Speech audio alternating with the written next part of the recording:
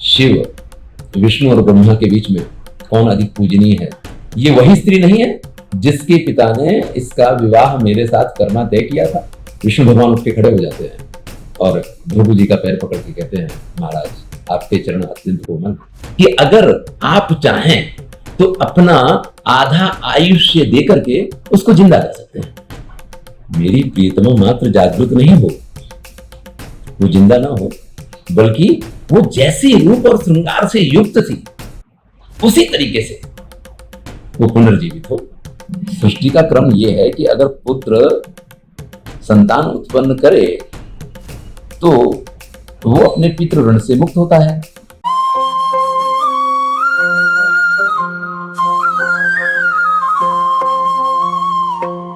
नमस्कार मित्रों, महाभारत की अनुपम कथाओं में हम आदि पर्व में आने वाले पौलोम पर्व की कथा सुनेंगे। सौती उग्रश्रवा जो लोमहर्षण के पुत्र हैं, सौनक आदि 88,000 ऋषियों को जो कथा सुना रहे हैं उसमें कहते हैं, स्वयंभू ब्रह्मा जी ने अग्नि में से वरुण देव के यज्ञ में भृगु को जन्म दिया। एक कथा शिव, विष्णु और ब्रह्मा के बीच में कौन अधिक पूजनीय है उससे लगती है, जिसमें इन भृगु ने ये तय किया तीनों देवताओं में अधिक पूज्य कौन है, और महर्षि भृगु ने सबसे पहले अपने पिता ब्रह्मा की ही परीक्षा ली, जाके उनको उल्टा सीधा बोलना शुरू कर दिया। ब्रह्मा को गुस्सा आ गया, पुत्रों के पिता से ऐसे बात करता है। वहां से भृगु जी आगे गए, शिव के पास पहुंच गए, शिव को अघोरी और उल्टा सीधा बोला, शिव को भी क्रोध आ गया। वहां से वो विष्णु वैकुंठ धाम में जाके पहुंचे, विष्णु लक्ष्मी के साथ शेष सैया पे विराजमान है। विष्णु को भी भृगु उल्टा सीधा बोलते हैं, लेकिन विष्णु क्रोध नहीं करते हैं। जब भृगु देखते हैं कि विष्णु को क्रोध नहीं आ रहा है तो जाके उनकी छाती में लात मारते हैं। विष्णु भगवान उठ के खड़े हो जाते हैं और भृगु जी का पैर पकड़ के कहते हैं, महाराज आपके चरण अत्यंत कोमल, मेरी छाती तो बहुत कठोर है, आपको कहीं पीड़ा तो नहीं हुई? वही भृगु भगवान विष्णु के चरण पकड़ते हैं और उनसे कहते हैं, हमारे साथी ऋषियों ने जो तीनों देवों की परीक्षा का कार्य मुझे सौंपा था, मैं अहोभाव से ये कह सकता हूं कि एक आप हैं जिन्हें क्रोध नहीं आया, इसलिए आप ही सबसे पूज्य हैं, सबके लिए पूज्य हैं। वैष्णव धर्म की ये कथा है, शैव धर्म में कोई और कथा हो सकती है, लेकिन भृगु का परिचय देने के लिए हमने आपको ये कथा सुनाई। उन भृगु का विवाह पुलोमा के साथ हुआ और पुलोमा और भृगु के पुत्र हुए च्यवन ऋषि। नाम बहुत प्रसिद्ध है, च्यवनप्राश ने इसको और भी प्रसिद्ध बना दिया है। च्यवन ऋषि के जन्म की कथा इस प्रकार है कि एक बार भृगु ऋषि किसी कार्य से बाहर जाते हैं, आश्रम में उनकी पत्नी अकेली है। ऐसे में पुलोमा नाम का एक राक्षस वहां आ पहुंचता है। देखिए, इस कथा में एक विशेष बात है कि भृगु की पत्नी का नाम भी पुलोमा है और जो राक्षस वहां आके पहुंचता है उसका नाम भी पुलोमा है। पुलोमा भृगु की पत्नी को देखता है, अत्यंत सौंदर्यवती, गर्भवती है। ऐसे में गर्भ काल में वैसे भी स्त्रियों का सौंदर्य और अधिक खिल उठता है। उसका मन किसी भी तरह से पुलोमा को पाना चाहता है। वो उसके अपहरण की तैयारी करता है। उसके अनिंद्य सौंदर्य को देख करके वहां प्रज्वलित अग्नि से वह प्रश्न पूछता है, क्योंकि उसको कुछ याद आता है कि इस स्त्री से मैं पहले मिल चुका। अग्नि से उसका परिचय पूछते हैं, पुलोमा कौन है, सत्य बताइए। सत्य बोलना ये आपका धर्म है। ये वही स्त्री नहीं है जिसके पिता ने इसका विवाह मेरे साथ करना तय किया था। अग्निदेव को भय है कि अगर मैं पुलोमा का परिचय इस पुलोमा को दे दूंगा तो भृगु मुझे श्राप देंगे, लेकिन सत्य बोलना ये उनकी मजबूरी है। झूठ नहीं बोल सकते हैं, इसलिए पुलोमा जो पूछता है उन प्रश्नों के सभी सही सही उत्तर वो देते हैं। और अग्निदेव पुलोमा का उत्तर देते हुए कहते हैं, हे पुलोमा, ये बात सच है कि ये वही स्त्री है जिसके साथ तुम्हारा विवाह तय किया गया था, किंतु हर कन्या के पिता को ये अधिकार है कि अगर उसको उपयुक्त वर, ज्यादा श्रेष्ठ वर की प्राप्ति होती है तो वो अन्य वर के साथ अपने कन्या का विवाह कर सके। भृगु सब तरह से तुमसे श्रेष्ठ थे, इसलिए पुलोमा के पिता ने तुम्हारे साथ पाणी ग्रहण का विचार छोड़ करके और भृगु के साथ मेरी साक्षी में यानी अग्नि को साक्षी मान के इसका विवाह किया है। इसलिए आज इस पे एकमात्र भृगु का अधिकार है, तुम्हारा इस पे कोई अधिकार नहीं बनता है। लेकिन पुलोमा जिसका इस अनिंद सुंदरी से विवाह तय हुआ था, वो ये दृढ़ निश्चय करता है कि भृगु ने जो उसके पास से ये सुंदरी छीन ली थी उसको वो आज वापस पाके रहेगा। और ये विचार मन में आते ही वो पुलोमा का अपहरण करके ले जाने की कोशिश करता है। जैसे ही वो पुलोमा को लेके अपने साथ जाने लगता है, पुलोमा गर्भवती है, उसके गर्भ में से च्युत होकर के जो गर्भ है वो बाहर आता है और वो गर्भ के तेज से उस पुलोमा नाम के राक्षस की वही मृत्यु हो जाती है, वो भस्म हो जाता है। और गर्भ में से च्युत होने के कारण ये ऋषि च्यवन ऋषि के नाम से जाने गए।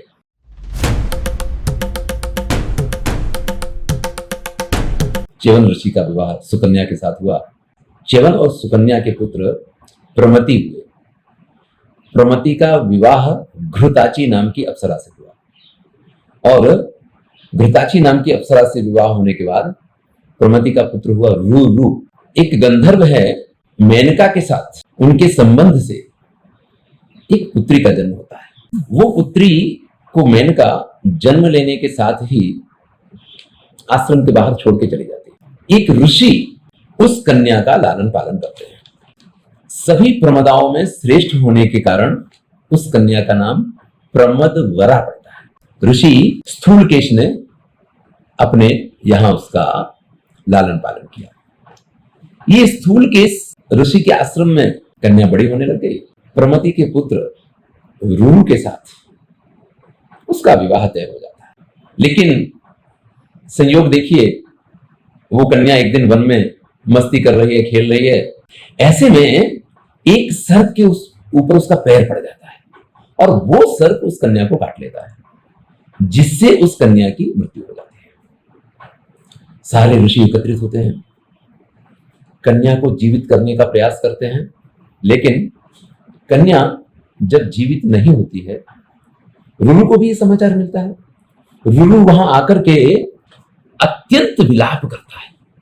आज भी जब कोई बहुत ज्यादा रोता है तो रुदन शब्द है और अत्यधिक रोने को रौरव रुदन कहा जाता है। ये जो रौरव शब्द रुदन के साथ जुड़ा है वो ये रुरु की ही देन है। ये इस कन्या की मृत्यु के बाद जिसके साथ इनका विवाह तय हुआ, इतना अधिक रोए हैं कि देवताओं को भी इन पे दया आ गई। ऐसे में एक देवदूत इनके पास आता है और वो देवदूत इनसे कहता है कि अगर आप चाहें तो अपना आधा आयुष्य देकर के उसको जिंदा कर सकते हैं, ये व्यवस्था मैं कर सकता हूं। रुरु को तो जैसे मनमानी मुराद मिल गई। ध्यान दीजिए, अभी रुरु की शादी नहीं हुई है, रुरु का मात्र वागदान हुआ है उस कन्या के साथ, फिर भी उसके लिए रुरु का ये समर्पण, रुरु का ये प्रेम आज के समाज में कहां मिलेगा। आज तो पति पत्नी बन गया, पति या पत्नी एक दूसरे को किडनी देने का नंबर आ जाए तो इधर उधर देखने लग जाएंगे। यहां तो निश्चित है कि आधा आयुष्य देना है। तुरंत ही रुरु इस संकल्प को करता है। एक बहुत सुंदर श्लोक महर्षि वेदव्यास ने लिखा है, हम देखेंगे। आयुषोर्धम प्रयच्छामि कन्यायै खेचरो तमे श्रृंगार रूपाभरणा समुत्तिष्ठतु मे प्रिया। मेरी प्रियतमा मात्र जागृत नहीं हो, वो जिंदा ना हो, बल्कि वो जैसी रूप और श्रृंगार से युक्त थी उसी तरीके से वो पुनर्जीवित हो। मैं मेरा आधा आयुष्य उसको दान करता हूं। इस तरह से रुरु और प्रमदवरा का विवाह हुआ और रुरु एवं प्रमदवरा की संतान के रूप में सुनक का जन्म हुआ, जिनके वंशज पुत्र सौनक जी हुए।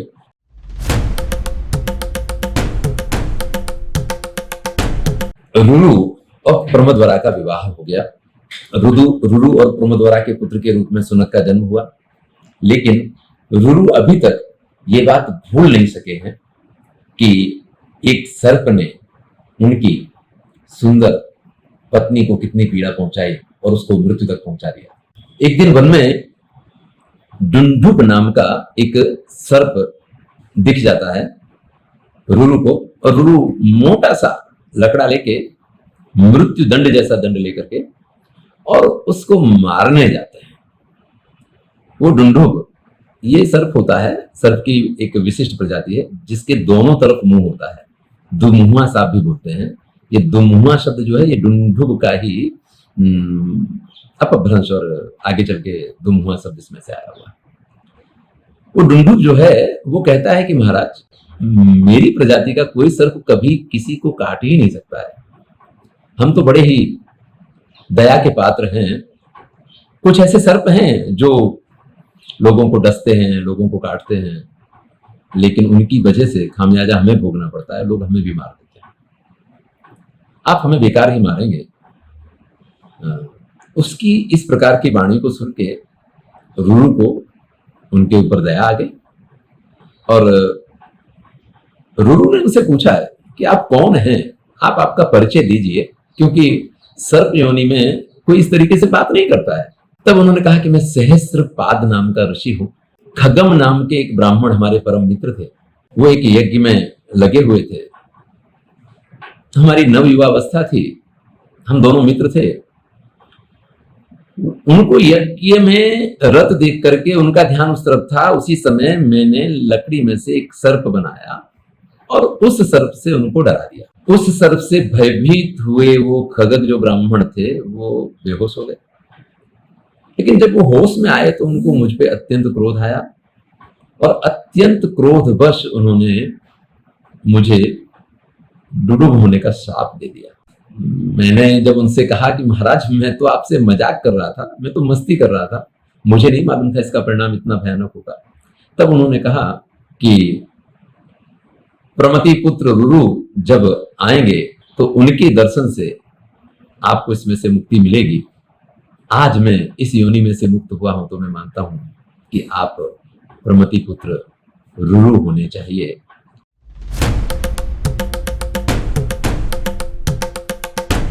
रुरु को बड़ी जिज्ञासा है कि आस्तिक मुनि की कथा में ऐसा क्या है, और वो अपने पिता प्रमति से आस्तिक मुनि के बारे में पूछते हैं। प्रमति महाराज रुरु से कहते हैं कि हे पुत्र, एक जरत्कारु नाम के ऋषि हुए। ये जरत्कारु ऋषि ने कठोर तपस्या की, इतनी कठोर तपस्या की कि खाना बंद कर दिया, वायुभक्षी हो गए, फिर तो सूर्य की किरणों की भी उन पर असर ना हो, इस प्रकार का। क्योंकि शरीर में जब तक ये मांस मज्जा है ना, तभी तक सारी बीमारियां हैं। जब खाली हड्डियां ही रह जाएंगी तो उस पर किसी चीज का असर होगा ही नहीं। तो उन्होंने अपने प्राणों को इस तरीके से अवरुद्ध कर लिया है और इस तरीके से रोक के रखा है कि शरीर में से प्राण नहीं निकल सकते हैं, लेकिन शरीर में बाकी कुछ बचा नहीं। यायावर है। ये ऋषि एक बार घूमते घूमते एक जगह पहुंचते हैं, वहां ये अपने पितरों को उल्टा लटका हुआ देखते हैं।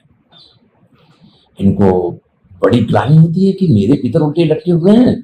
पितरों ने तो जरत्कारु को नहीं पहचाना, लेकिन जरत्कारु ने अपने पिता वगैरह के नाम से इस चीज को जान लिया, और उन्होंने उनसे पूछा कि क्या कारण है कि आप लोग यहाँ उल्टे लटके हुए हैं। तो उन्होंने कहा कि भाई, सृष्टि का क्रम ये है कि अगर पुत्र संतान उत्पन्न करे तो वो अपने पितृ ऋण से मुक्त होता है, लेकिन हमारा तो एक ही संतान है, जरत्कारु करके है, और वो इधर उधर ऐसे भटकता रहता है, ना उसने विवाह किया और ना ही उसके कोई संतान है, इसलिए हमारी मुक्ति का कोई उपाय हमें दिखाई नहीं देता है। हमें तो आजीवन ऐसे ही लटके रहना है, और जब हमारा ये क्रम पूरा होगा तो फिर हम पृथ्वी पे जाएंगे, और पृथ्वी पे जाने के बाद हम पुनः संतति उत्पन्न करेंगे, तभी जाके हमारा उद्धार होगा। जरत्कारु ने जब अपने पितरों से ये बात सुनी तो जरत्कारु को बड़ा बुरा लगा कि हमारे पितरों की इस दुर्दशा का कारण मैं हूं। उन्हें तुरंत कहा कि अपने पितरों को प्रणाम किया और कहा कि मैं ही जरत्कारु हूं, आप मुझे आज्ञा कीजिए कि मैं क्या करूं जिससे आपका उद्धार हो। तो उन्होंने कहा, करना क्या है भाई, शादी करो, विवाह करो, बच्चे पैदा करो, और वही अगर होगा तो ही हमारा उद्धार होने वाला है। पुमनाम नरकात रायती पुत्रा, पुत्र वो है जो पुमनाम के नरक में से अपने पितरों को। देखिए, ये महाभारत का वो समय है जब सृष्टि की प्रक्रिया जो है वो अपने पराकाष्ठा पे आज की तरह जनसंख्या का ये कहें कि भंडार हो गया था, जहां सरकार को ये कहना पड़ता है कि भाई एक के बाद अब और नहीं, या दो नहीं, तीन नहीं, ये सब जो चीजें हुई, ये समय ऐसा नहीं था। लेकिन चाहे वो समय हो चाहे ये समय हो, प्रत्येक व्यक्ति को विवाह करके संतान के लिए प्रयत्न करना चाहिए। यही सृष्टि का चक्र है।